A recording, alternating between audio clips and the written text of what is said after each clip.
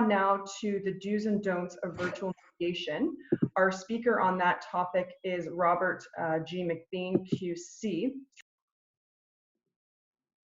Thank you very much, Jill, and thank you to the two previous panelists, because I think you've stolen most of the things I was going to say, but you said it much more articulately than I would have.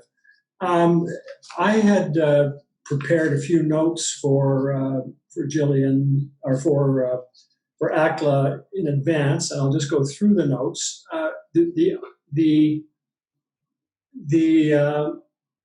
the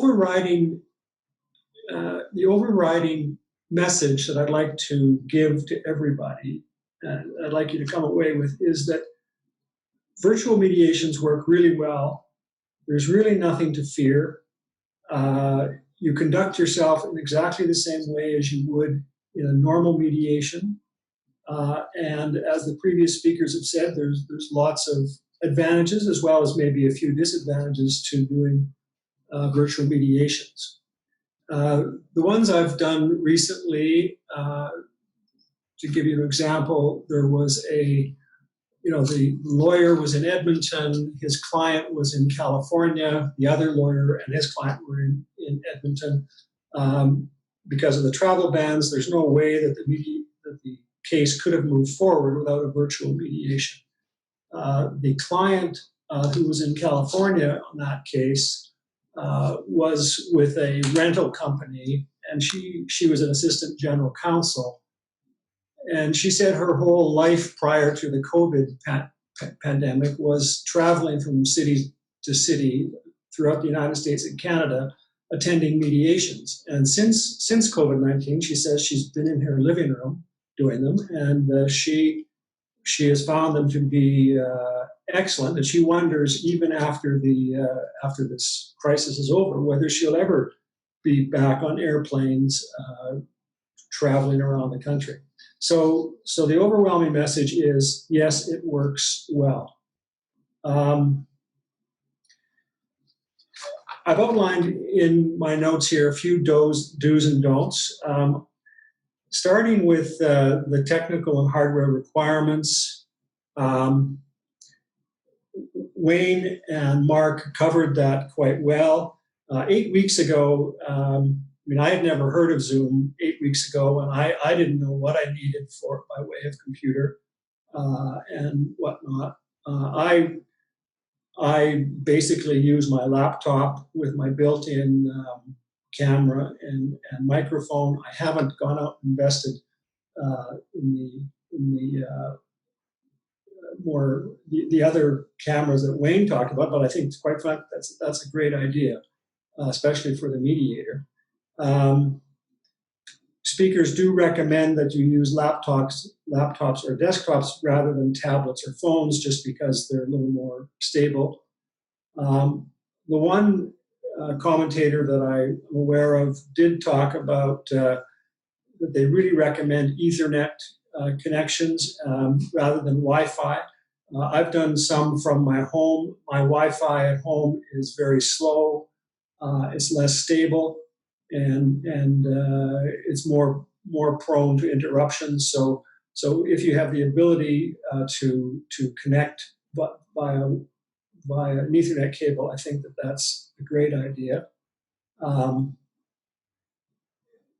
Headsets, yes, I'd say if you're having trouble with your audio, by all means invest in a headset. But if you've got good audio, I don't see that as a necessity. The second thing is to get to know the Zoom platform or whatever platform you're going to use. I use Zoom. Our office also has WebEx.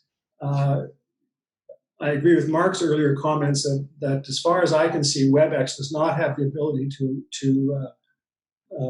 establish breakout rooms. So in my mind, as a mediator, Zoom is the platform of choice. I've heard the concerns about security, but as others have said, Zoom has made a bunch of improvements in security recently, and a lot of the concerns about Zoom bombing can be can be controlled. The mediator can lock the room once everybody's in so that other people can't get into it, and other things like that. Get to know Zoom. As I say, 8 weeks ago, I didn't know Zoom at all. So I would urge you, if you're going to be doing a Zoom mediation, get familiar with all of the ins and outs of the platform. Get to know, the mediations that I do, I typically have people join a waiting room. When they sign in, they'll be in a waiting room. That serves a couple of purposes, but one is that it controls who's in the room, and then I let them into the mediation once I know that they're an appropriate person. Also, on the mediations that I do, I have everybody muted and the video cameras off when they first join, so that the first thing they would do is turn their cameras on and their audio on. I think Wayne's thought that you might want speaker view. I think as a mediator in the mediations, I prefer the gallery view, which is what you would call sort of the Brady Bunch. I think other speakers have talked about it as a Brady Bunch view, where you see everybody equally. As a mediator, I want to see not just the person who's speaking, I want to see everybody in the room, and I'm sure a lot of counsel also want to be able to read the room and see how everybody's reacting throughout. So I prefer gallery view than over speaker view. Breakout rooms, as we've said, breakout rooms are one of the great selling points of Zoom. When I first started to explore this, I was a little bit intimidated by the thought of setting up breakout rooms and how do we move people in and out of them. All I can say is that it's extremely easy. It works very well.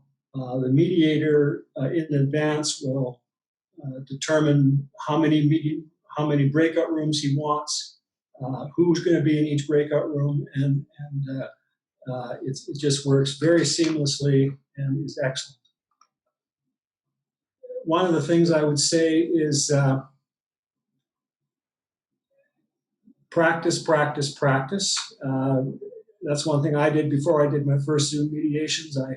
I imposed upon my family members to act as guinea pigs in terms of moving in and out of breakout rooms, etc.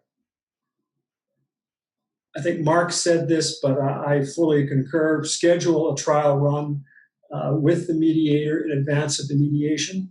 I've got a mediation set for next Tuesday, and tomorrow we're having a Zoom trial run.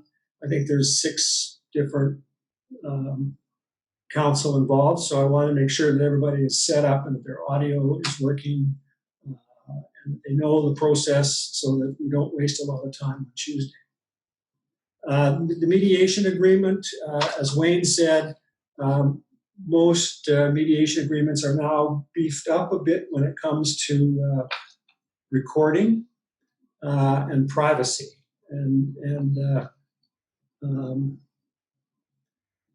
As you probably are aware, at the bottom of a Zoom meeting, there is a button which you can push to record. And obviously, you do not want anybody doing that. So in the mediation agreements, my mediation agreement, I've added a clause. I was just going to share it, but I was not letting me share it. I've added a clause, and I'm happy to share it afterwards. It basically just says that the parties agree there'll be no recording of any sort. They further agree that if there's no persons other than the listed attendees will be present or within earshot of the online dispute resolution proceeding, and should a person other than a listed attendee become present or within earshot, the parties will temporarily pause their conversations and return to them at such time as their privacy is ensured. So that's just a little extra that I think most mediators will be putting in their agreements going forward. Other than that, you just prepare as thoroughly as you would for an in-person mediation. during the mediation,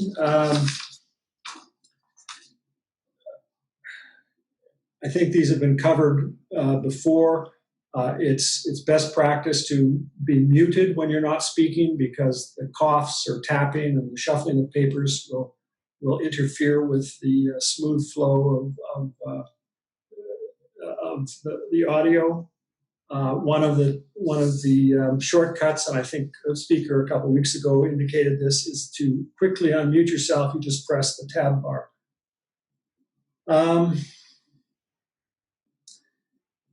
Again, it's important, even more important in